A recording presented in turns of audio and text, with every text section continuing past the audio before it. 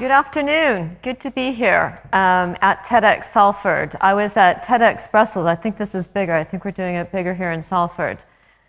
I'm going to talk to you a little bit this afternoon about that guy. Isn't he great? I love the face of that guy. That's the face of every entrepreneur, just in case you didn't know that. They may not show it to you, but never forget that that's the face that's going on inside of them. And so the next time your cousin or your brother or your friend down the street or your work colleague says they're going to do something, they're going to set up a business or they are setting up a business and they're doing X and you say, not sure it's going to work, just remember that inside they've got that look going on and they're going to show it to you. Now, I frequently say follow the entrepreneur. I'm going to give you two good reasons why we should, as a nation, as a group of people, follow the entrepreneur. And that's really the following. They see the inevitable. Entrepreneurs, through dint of being sometimes a bit off the reservation or a unique experience in their job or some sort of special intelligence or market opportunity, they see what's coming down the pike. They see the future. They see what inevitably is going to come. But most importantly, they're willing to live abnormal lives. Now, you can define abnormal however you want to, but I think we all know what we mean. I think we all have a friend or a loved one that's working more than a workaholic. They're living in abnormal lives, a life to bring the future to us. And those are two good reasons why I think we need to follow the entrepreneur. Now, if I think about my own industry, venture capital, and if I kind of go back as far as Christopher Columbus, go back as far as Michelangelo, think about other people besides Deborah who crossed the ocean, other people who painted the Sistine Chapel. We've had that class of people, entrepreneurs, throughout history. We haven't always called them entrepreneurs. Sometimes we've called them creators. Sometimes we've called them adventurers, etc. But there's been a dynamic throughout history for a very long time. There's a group of people who see the future, who work abnormal lives to bring that future to us. And there's another group of people who have capital. And that capital follows the money. And that to me was a major revelation when I was living in Paris in my early 20s, obsessed, frankly, about having no money. I thought, my God, how am I going to break through? I know no one. I've come to this country and they weren't waiting for me, and oh my God, what am I going to do? Until my friend at the time said, stop worrying about the money. If you're good at what you do, if you're meant to do it, the money will find you. And I thought that it was the most ridiculous idea I had ever heard. And I told him that. Until I stopped to think about it and said, well, he is older, successful, wiser, etc. And I tell you, the past 25 years has been one long example of the less I focus on the money, the more I focus on my unique contribution, the more I focus on what I'm meant to do, my unfair advantage, play to my strengths, the more the money finds me. And I really encourage you to think the same way. But the bigger issue is that the financial services industry thinks it's an industry. It's not. It's a service industry to industry. And that's where we've got to get everybody understanding that what we're here to do is to back industry. I back digital industrialists. I'm a capital provider to digital industrialists. And that's the proper order of things. And throughout history, capital has always followed ideas, and the people who are at the front of purveying those ideas and building structures, businesses, companies, countries, etc., around the leading ideas of the day. Queen Isabella was nothing more than a woman who put Christopher Columbus on a retainer. The Medici family were there to back Michelangelo as he explored and developed the Sistine Chapel. So just remember when you're thinking, how do I get that money? I can't do anything because I don't have any money. Wrong. Capital follows ideas, always has, always will. So remember the new economy. Turns out it's only the latest version of new. How many of you have heard of Carlota Perez? Not that many hands going up out there. Put it on your reading list. Carlota Perez, Theory of Disruptive Technology and Adoption. Basically, what Carlota has done very helpfully is looked at the past couple hundred years. And she's pointed out there's a moment of disruptive technology from which 60 to 70 years of technological change emerges. And one of the things that's most missing from the narrative that we read in the business papers and the publications and so forth that the country reads is understanding how technology creates prosperity. It's not just a niche industry from some of us who love to hang out with technologists. It's actually one of the key drivers and levers of change and growth and prosperity. You can't be a high growth business unless you're leveraging finance and technology. You can be a good business, you can be a lifestyle business, you can be an honest, hardworking managing director of a business, but you can't actually be a high growth business without technology and finance. So this little chart here just shows you those moments of disruptive technology, the big bangs of technological change. And then what happens is a cycle of the installation of new technologies and the deployment of those technologies into big business. And what Carlota did is she was a Venezuelan economist. She went out to Silicon Valley, where I grew up, and in 1971 she was expecting to study oil. And in the changing of courses that Deborah spoke about, what she found the Intel microprocessor. She went to study oil, she ended up studying the microprocessor. And she realized that the phenomenon that she was witnessing was none other than one that comes every 60 or 70 years, and then you have a series of installation and deployment of those technologies. And here are just a couple of companies and people that you will recognize, all that have stemmed out like concentric circles from that big bang of disruptive technology. So the revolution starts as a small fact with big promise and moves to become a significant force in the market. And that's why I never underestimate any entrepreneur that I meet. The first time I met Nikola Sundstrom, he had been raising capital for 18 months. He didn't look like the guy who was going to sell Skype to eBay less than 2 years later for $2.5 billion. The most important things in life start off as a small fact with huge promise, and they can become significant forces in the market and in your life if you believe in them. Now, these big bangs attract new investment. I was asked earlier, well, what should I go out to Silicon Valley to set up my business? I said, no. There are some of us that are trying to get the capital providers, and we are capital providers, to back the companies that are built around the technologies. Most importantly, I say, a new context is emerging. And for those of us who understand that a new common sense is emerging in the world, we need to communicate that the future is not going to be like the past. The job that you have tomorrow is not going to be like the one that you lost. That there's a process of constant change, and that while it's difficult, it's inevitable.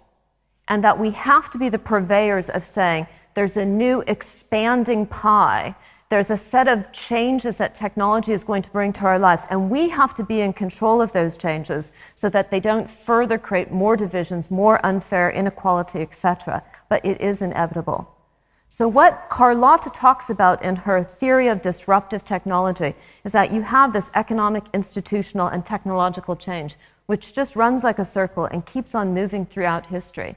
And if we don't introduce this into the country's dialogue about what's happening, it's not just about monetary policy, it's not about political, it's about how technology creates a new common sense for how the world at the end of this 6-year cycle will not be like the world that was existing in 1971 in Silicon Valley when Carlota Perez went out in search of oil and found the microprocessor.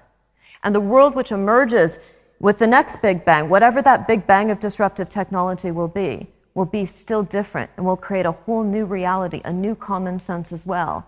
And we have to be open to that because the winners are the people who get to the other side first and welcome everybody across. So what does that mean? In simple Julie language, when I first came to this country in 1998, I set up a network of entrepreneurs called First Tuesday.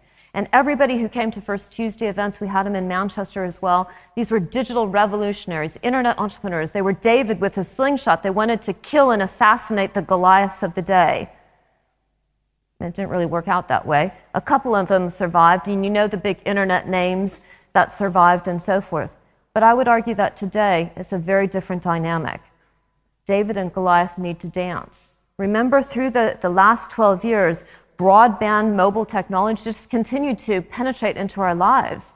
We are living our lives more with the benefit of technology. We just don't think of it as technology.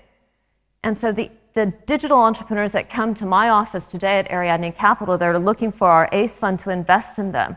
They don't say things like, we've got this great piece of disruptive technology and we're going to kill Tesco, we're going to take over Barclays. They say something completely different. They say, we've got a great digital application, we've got a digital car, we're looking for a highway. Can you help us find the highway for our digital car?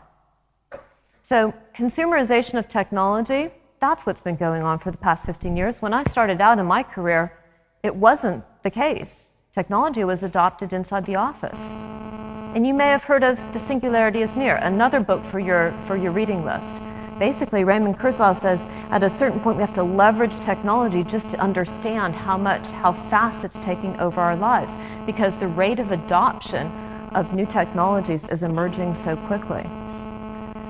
Now this explains my entire business. You've got David. David is the digital enabler. He's that entrepreneur that's building the digital car. Goliath are all the different corporates that have distribution. They could be Tesco, they could be Barclays, they could be a train line, they could be Virgin Active. The biggest thing that corporates have today is distribution, audience, scale, reach, and they need to open themselves up to digital entrepreneurs. They need to put a big old signpost out there. They need to create an ability for those digital entrepreneurs to interact with their customers, because no venture capitalist today is going to give 50 million sterling to a digital David to go acquire customers. He or she's going to have to find that highway. And if the corporates don't become the highway, if they don't open themselves up and become that enterprise platform, they'll go to Amazon, they'll go to Apple, they'll go to Facebook and to Google and Salesforce.com and every other American technology firm, and they'll use their highway. Lots of examples of digital enablers engaging with corporates today. This David and Goliath dance is happening all over the market, and you'll spot this everywhere you go. So, many of you heard last August 2011, Mark Andreessen, the founder of Netscape, running one of the most disruptive venture capital firms in the world out in Silicon Valley. He was quoted by the Wall Street Journal in an interview. He said, "Software is eating the world." All businesses are being rebuilt as software firms. And I do mean, and he meant all businesses. Every business imagining is going to be rewritten with software and digital business models.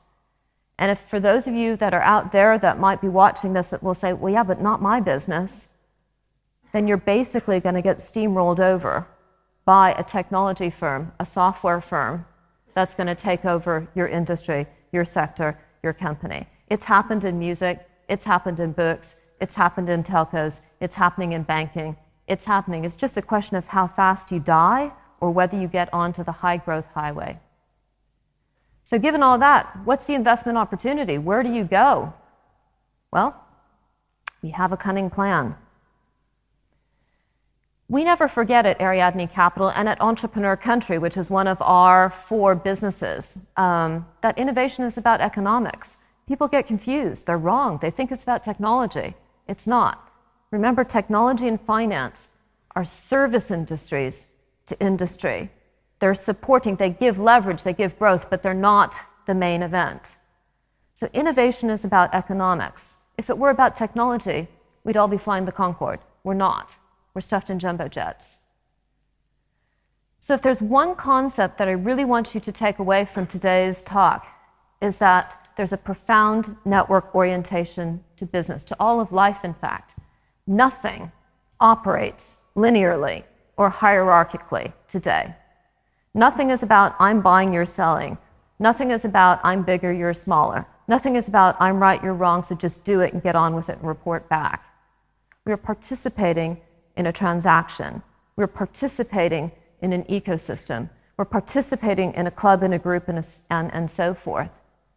And as a result of understanding and taking for given, even if you're not sure, go with it for a week with this concept that there's a network orientation to everything, and think therefore about the opportunities, because I guarantee you that the people who understand this are the ones who are going to be winning. Ecosystems ecosystem economics is what we believe predicts the winners.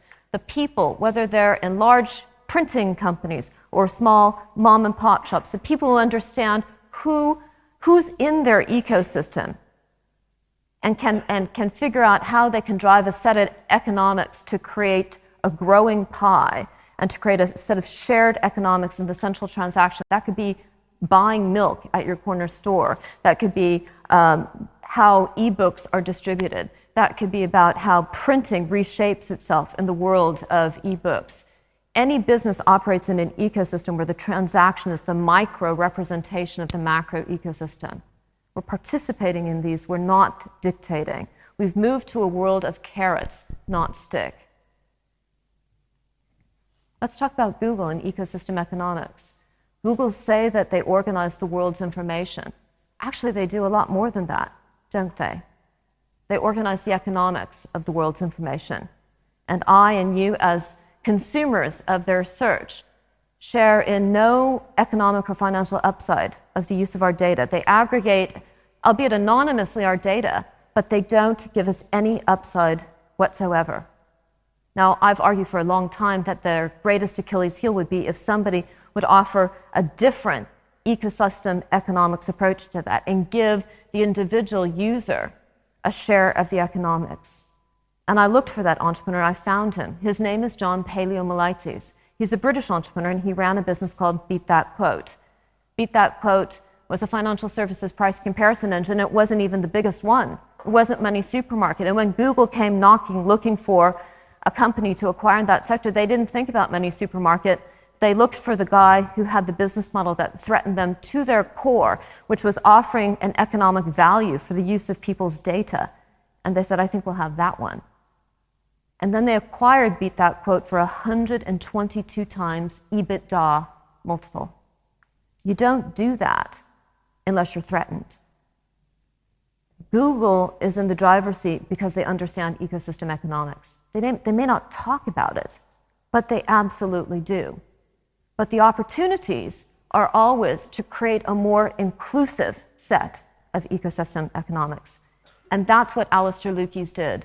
Alistair Lukes is one of this country's most phenomenal entrepreneurs. He started with his vision of mobile banking and payments, the core of Monetize, a $600 million company that's just acquired its largest US competitor, backed by Visa, now listed on the London Stock Exchange, with the simple statement, he said, if this mobile banking is going to work, it has to work for everyone. Instead of just selling software to the banks, I'm going to create a set of economics for the mobile operator, the bank, lowering the cost of capital for the individual, compared to, say, Western Union, who are going to charge me 22% if I'm poor. I'm going to create a set of ecosystem economics which work. So just wrapping up, Monetize has created a global company because ecosystem economics have created that market pull. And they have created a huge m-commerce region as well. So in 2012, network benefits accrue to those firms who understand their role in their ecosystem and organize the economics for it. This in turn leads to exceptional returns for their shareholders. Thank you very much.